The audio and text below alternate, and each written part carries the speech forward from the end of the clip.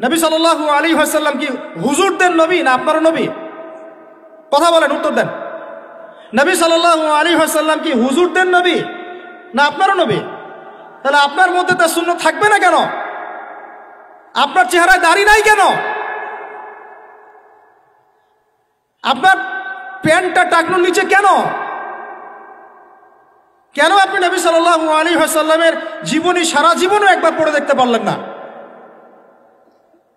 নবী সাল্লাল্লাহু আলাইহি ওয়াসাল্লাম 23 বছর আপনার আমার জন্য কষ্ট করেছেন, মানুষের মার খেয়েছেন, গাল খেয়েছেন, তাকে 15 বার হত্যা করার চেষ্টা করা হয়েছে, তাকে দেশ থেকে বের করে দেওয়া হয়েছে, গলায় দড়ি পেঁচিয়ে টান দেওয়া হয়েছে, পিঠের মধ্যে উঠে নাড়ি ভুড়ি চাপানো হয়েছে, দাঁত ঘুষি মেরে দাঁত ফেলে দেওয়া হয়েছে, মাথা ফাটিয়ে দেওয়া হয়েছে, পা ভেঙে দেওয়া হয়েছে।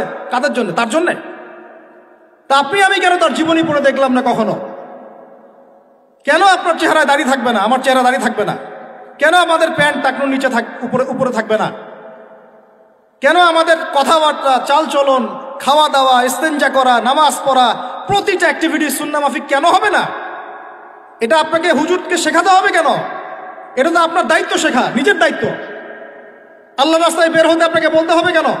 নিজের তাগাদা থেকে আপনি বের হবেন। হুজুররা কবরে যাবে, আপনি যাবেন না? উত্তর দেন।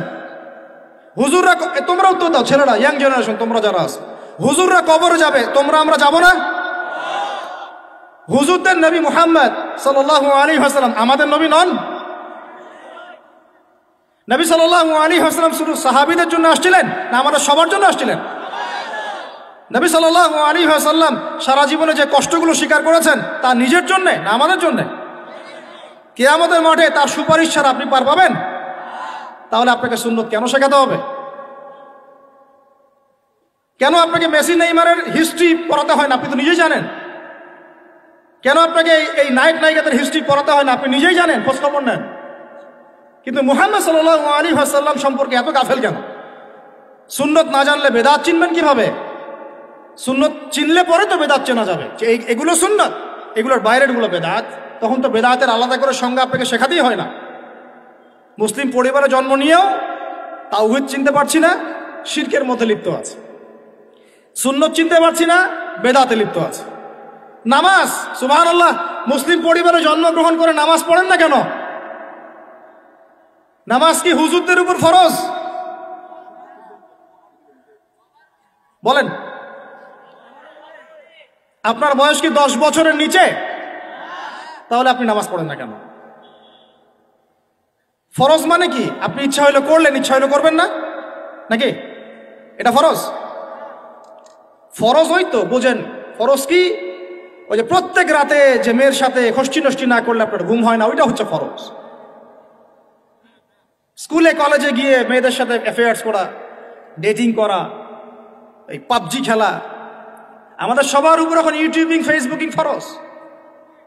ফরজ বোঝেন, এইভাবে বোঝেন, এগুলো হচ্ছে ফরজ আপনার উপরে।